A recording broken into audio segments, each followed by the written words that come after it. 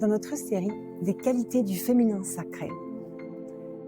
Des qualités de la déesse que nous voulons incarner ici, de la déesse que nous voulons manifester à travers nous.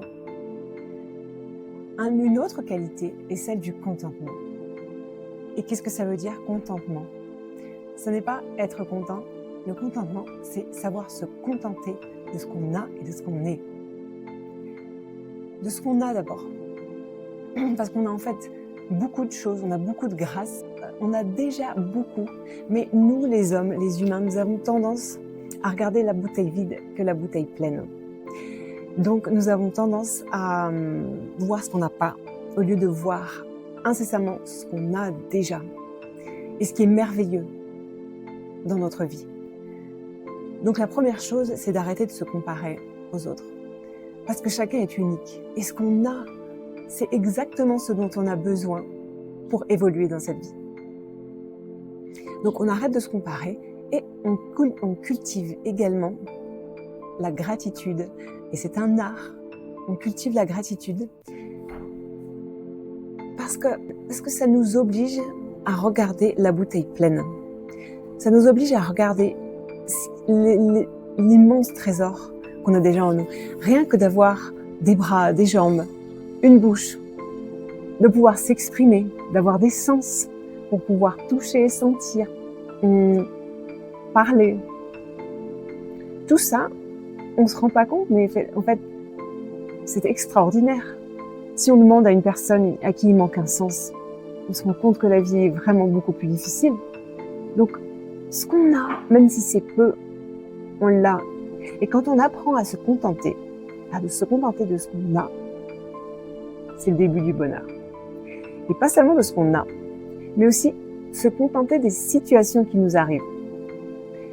Nous, qu'est-ce qu'on a tendance à faire? On a tendance à blâmer. On a tendance à râler, on a tendance à blâmer. Pourquoi? Parce qu'on ne se contente pas de ce qui nous arrive. Les situations ne sont jamais assez bien, c'est jamais assez ce qu'on veut, c'est jamais comme on veut.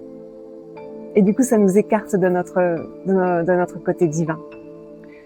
Alors que quand on cultive le contentement, non seulement on est reconnaissant de ce qu'on a déjà, on arrête de se comparer.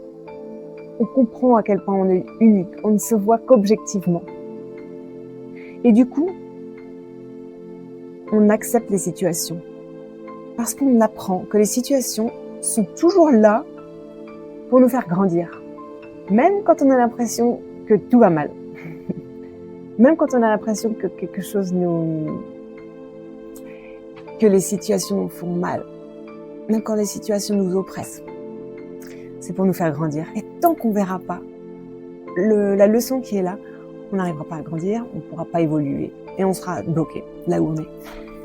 Donc quand on accepte les événements comme ils sont, quand on se contente de la vie qui nous est donnée, on se contente des gens qu'on a autour de nous, on commence à aimer. On commence à aimer ce qu'on a parce qu'on n'a que ça. Et c'est extraordinaire. Et ça va nous emmener vers plus de vie, plus de moments présents. Et quand on se contente des situations qui nous arrivent, ça nous amène vers l'amour du moment présent. C'est-à-dire qu'on vit plus dans le moment, au lieu de penser à ce qu'on pourrait avoir, ce qu'on voudrait, ce qui n'est pas là. Non, on est bien dans le moment. La vie est suffisante à elle-même. Ce que je suis est suffisant à moi-même. Alors pour plus, nous allons continuer à comprendre qu'est-ce que le féminin divin en nous et quelles sont les qualités à cultiver en nous pour arriver à cette divinité. Restez